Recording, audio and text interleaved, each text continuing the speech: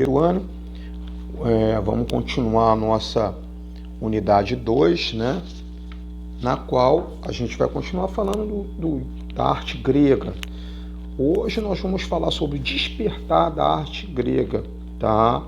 E esse despertar está ligado, né, ao início das artes pictóricas, ou seja, da pintura, e também quando foi dado os primeiros passos na arte da escultura dentro da arte grega. E vamos concluir essa matéria com a atividade relacionada a essa matéria, que vai também servir como base para a continuação dos nossos conteúdos. Bem, olha só, para a gente começar a falar das bases do despertar da arte grega, né, a gente tem que fazer, primeiro, traçar um panorama histórico de como que estava, né, a cultura, né, grega e a arte em transformação, né, na época, né? Então, o nosso texto aqui fala que havia um ritmo de transformações da arte grega. Isso aconteceu ao longo do século VII até o século II a.C., tá? E fala também que foi um tempo muito diverso, muito diversificado, tá? Então, houve também uma mudança, tá, na perspectiva, na representação das formas artísticas, ou seja, de uma forma rígida e esquemática, né, passou a se buscar inspiração numa representação mais naturalista das coisas, tá? A dimensão humana, tá, substituiu a dimensão divina. Então, não tinha mais aquela coisa de tudo estar ligado ao espiritual, não. Foi colocado também o lado humano, o lado prático, em cima da forma de produzir a arte, tá? Então houve também, né, em consequência disso, houve a busca pela simplicidade, a harmonia, né, a combinação das composições na arte grega, tá? E não significa que na arte deixou de haver os propósitos religiosos. A arte produzida com o propósito religioso continuou a existir, tá? Mas caminhando junto com a arte não religiosa também. Isso fez uma diferença muito grande, tanto para a arte. Quando eu falo de arte, eu estou falando as artes visuais, como a pintura, a escultura, como também para a arquitetura, tá, da civilização grega, tá? Por quê? Porque há uma mudança na forma da construção, tá? A partir disso, nós não estaremos vendo apenas construções de monumentos colossais, tá? Mesmo sabendo que muitos templos, muitas igrejas foram construídos de forma bastante imponente, tá? E outra coisa também que mudou é que os gregos passaram a se orientar pelo olhar para elaborar as formas artísticas, tá? Então, na hora de representação de uma imagem, tá, o que eles procuravam, o que eles almejavam? Que essa representação fosse mais próxima possível da realidade. Então, o que acontece? Por meio, né, dos contrastes obtidos através da combinação do mármore branco, as estátuas muito coloridas, decoração através da arte mural, né? Quando eu falo de arte mural, eu estou falando de muro, eu estou falando de parede, tá? É a pintura feita por meio da técnica do afresco, né? Que ela é feita com pigmentos, né? E está falando aqui a pintura, decoração mural em edifícios públicos, e transformavam também os templos em recintos de grande esplendor. A beleza era uma coisa assim que se buscava com grande interesse, tá? Outra coisa também diz respeito aos objetos do cotidiano: louças, placas de madeira, de pedra ou metal, tecido, tapeçaria. Todos esses objetos eram enriquecidos com imagens pictóricas, tá? Outra coisa que a gente não pode deixar de falar também são os vasos de cerâmica. Eles constituem uma importante fonte de referência para estudo da iconografia antiga. Quando eu falo em iconografia, tá? Eu estou falando do conjunto de imagens, o conjunto de imagens com seus significados e que trazem alguma imagem dentro dessa imagem retratada, tá? E em pequenas e irregulares superfícies, tá? Eram representados fatos religiosos, fatos mitológicos, história legendária. O que são histórias legendárias, já que apareceu esse nome aqui, né? São as histórias que elas, na hora que elas são contadas, elas se valem, né, de um conjunto de relatos e de mitos perenes para cativar o ouvinte, manter um significado. E esse significado, ele é mantido, ele é percebido independente da barreira cultural, tá? E também formas épicas, histórias épicas. O que são histórias épicas? É a história que é contada e ela retrata um personagem heróico, tá? E também cenas da vida e dos costumes locais. Bem, os exemplares mais antigos, tá, são datados de 900 até 700 a.C. e foram produzidos no chamado períodos geométricos, tá? E são vasos de vários formatos, tamanhos. Geralmente eles eram destinados para guardar o vinho e guardar o azeite, tá? A decoração, tá, ela costuma variar os motivos, tá? Tinha a forma zoomorfa, tá? O que é uma decoração com formato zoomorfo? É que apresenta formas e motivos de animais, tá? E posteriormente essas decorações foram acrescidas, né, de figuras humanas, porém sempre com o fundo geométrico, tá? Os exemplos que nós vamos ver a seguir, tá, vai permitir que a gente visualize a diferença entre as decorações dos vasos gregos de acordo com o estilo que eles foram adotados, que são variados, tá? Então nós temos três motivos aí, tá? O primeiro, né, é o vaso estilo geométrico. Olhem que os desenhos, né, são desenhos que reproduzem figuras, motivos geométricos, tá? Encontrado na cidade de Creta, e datado de 675 a.C., tá? Já o segundo vaso, o vaso do meio, tá? Ele foi produzido em estilo de figuras negras, tá? Foi datado de 540 a.C., tá? E notem que ele tem as figuras, né, já bem escurecidas, né? Não são só os motivos geométricos. O motivo geométrico ele funciona ali só como um acabamentozinho nas extremidades e tal, mas a grande parte são figuras reproduzindo cenas, né, e motivos negros. Já o último vaso, o terceiro vaso da esquerda, tá, tem figuras vermelhas. Essas figuras elas aproveitam a cor da própria argila, né, e o fundo é pintado de negro, tá? E as figuras mantêm a cor da argila.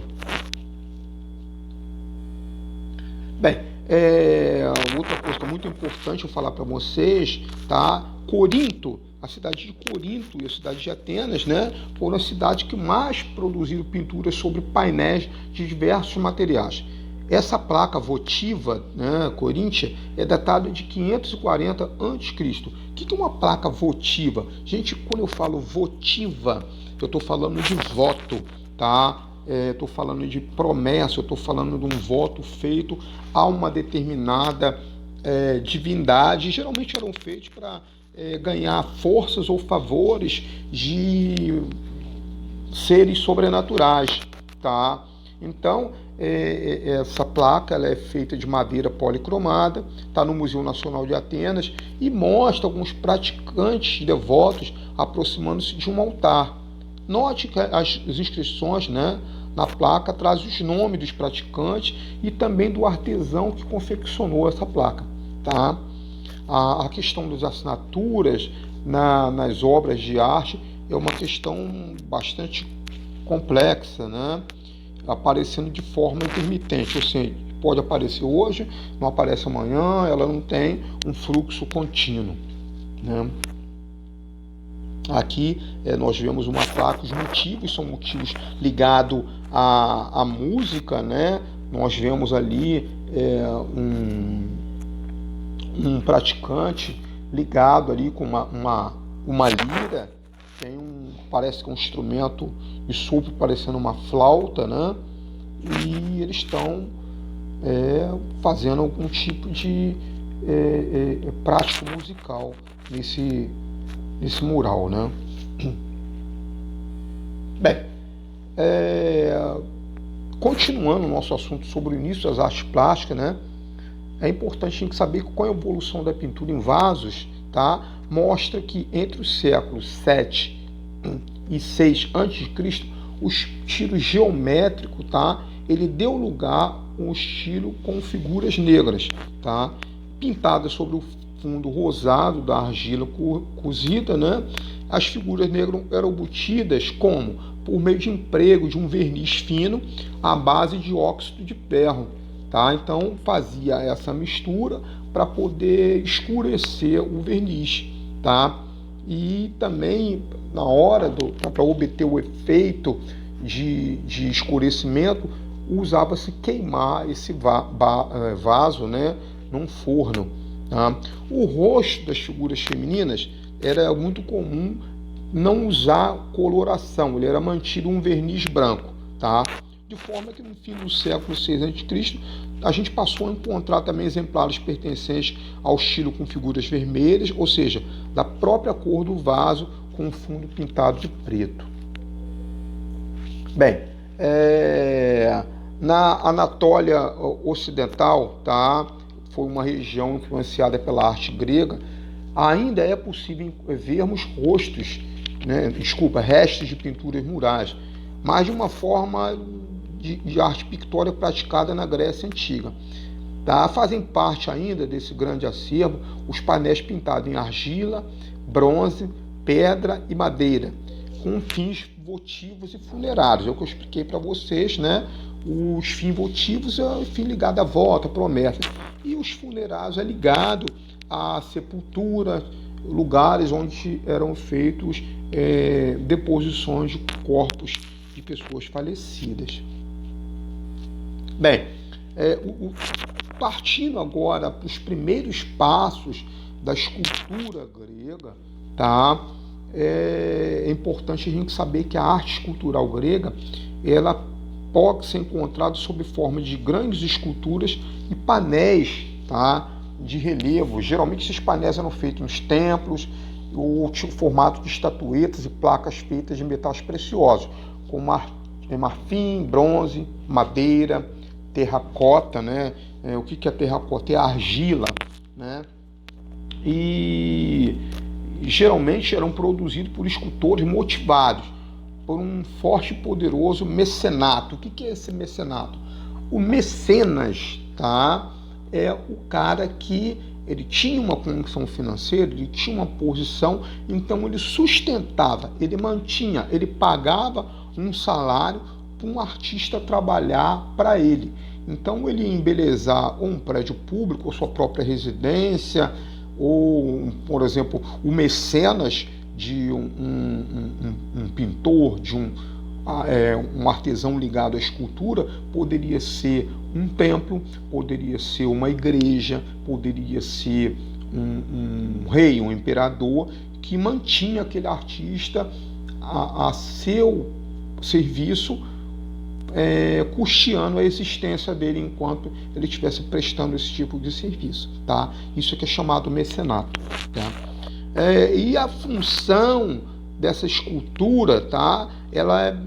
De início ela era basicamente religiosa, podendo ser dividida em subcategorias, tá? Então já entra escultura no templo, escultura votiva, escultura funerária, tá? Mas é importante vocês saberem que a maior parte dessa rica e numerosa produção artística foi destruída pelas civilizações que vieram a ocupar, né, o território grego após sua incorporação, que aconteceu num período histórico em que eles tiveram sua incorporação territorial ao Império Romano, né? Além disso, muitas dessas peças, né, feitas de materiais valiosos, ouro, marfim, prata, acabaram sendo objeto de roubo ou de butim. O que é butim? Tem um combate, tem uma batalha, tá? Tem uma guerra. Então a parte vencedora, ela acaba levando os bens, os pertences da civilização vencida como um espólio de guerra, tá? Isso é chamado de butim, tá? Já na chamada fase arcaica da arte grega, tá? Ou seja, de 625 a 480 a.C. aproximadamente, tá? Os exemplos citados dessa arte escultórica grega são imagens de Kouros ou Core, tá? E dessa estatuária, né, grega ainda existe alguns exemplares, tá? Geralmente eles estavam destinados à decoração de monumentos funerários, tá? Ou até mesmo espaços de devoção. É importante vocês saberem, gente, que a nudez do corpo masculino, ou também chamado dos kouroi, que é o plural de kouros, tá? Que significa moço, homem jovem, revela como essas figuras guardam a rigidez, tá? A frontalidade e o esquematismo da estátua egípcia. O que é o esquematismo, gente? O esquematismo também é chamado de representação esquemática. E o que ele é? É uma forma de representação, tá? Em que objetos, no caso uma pessoa, né, que é um objeto real, tá? Ele é produzido com um estilo característico, né, de traços simbólicos, tá? Que não representam o ser de forma figurativa, ou seja, há um reconhecimento direto da pessoa ou do objeto representado, tá? Então, o esquematismo, quando há essa representação figurativa, você quando bate o olho, tá? Você já conhece logo do que se trata aquilo ali, porque há um reconhecimento do objeto da pessoa representada, tá? Bem, as corai, né, que é o plural de core, significa moça, tá? Elas são representadas vestidas, tá? Da mesma forma de modelo frontal. Isso permite que a gente admire a beleza dos planejamentos. Planejamento, não é planejamento, não, é planejamento, tá? Quando a gente fala planejamento da escultura grega, eu estou falando, eu vou mostrar para vocês uma figura que tem, tá? É que a mulher na escultura grega, ela é representada na maior parte do tempo vestida, tá? Então esse planejamento, eu estou me referindo aos panos, a vestimenta em que ela sempre vem representada nesses casos, tá? Além desse planejamento, ou seja, das roupas, você pode notar, tá, que os escultores gregos, eles cuidaram, né, dos traços finos que eles produziram os rostos dessas moças, né?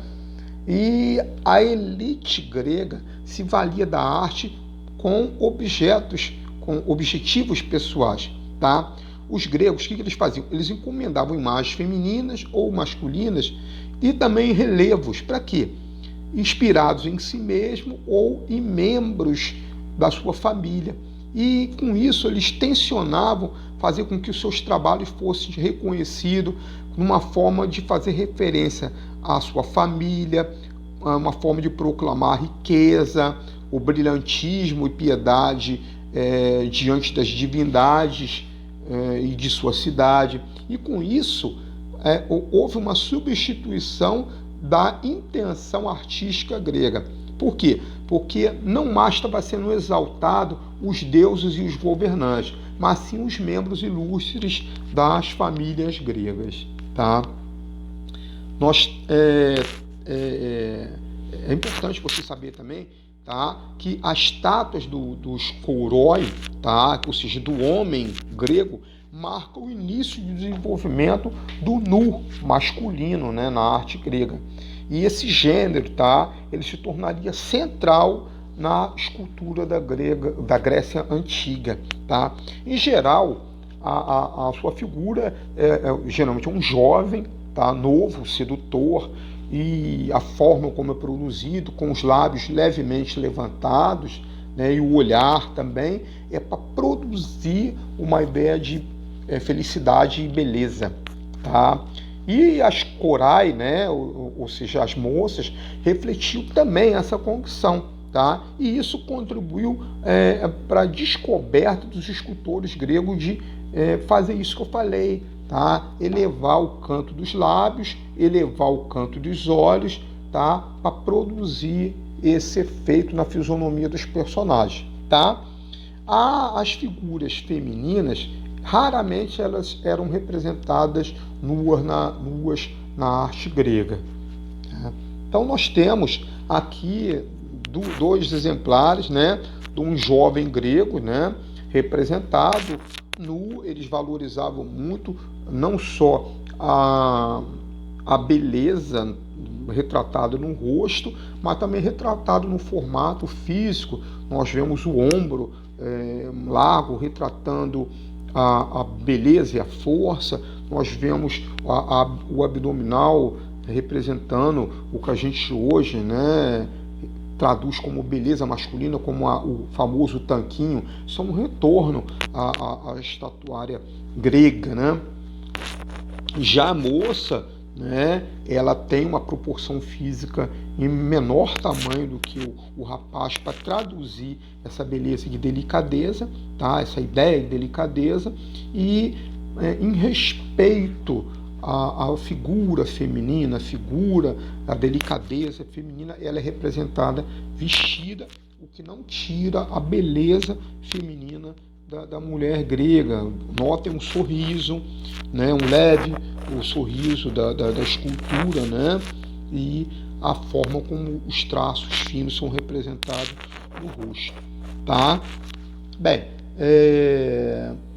para concluir a nossa aula, eu vou pedir vocês como atividade, tá, para pesquisar na internet e ler sobre as chamadas cidades-estado gregas, ou seja, a polis, tá? Que a nossa matéria da próxima aula, vai falar sobre o despertar da arte grega e a polis, tá? Tá relacionado um assunto com o outro, e para vocês terem condições de acompanhar o desenvolvimento desse assunto, eu já gostaria que vocês tivessem um conhecimento prévio sobre o que é uma cidade-estado e o que é uma polis, tá? Bem, eu então fico por aqui, por hoje é só, e até a próxima aula. Um abraço para vocês.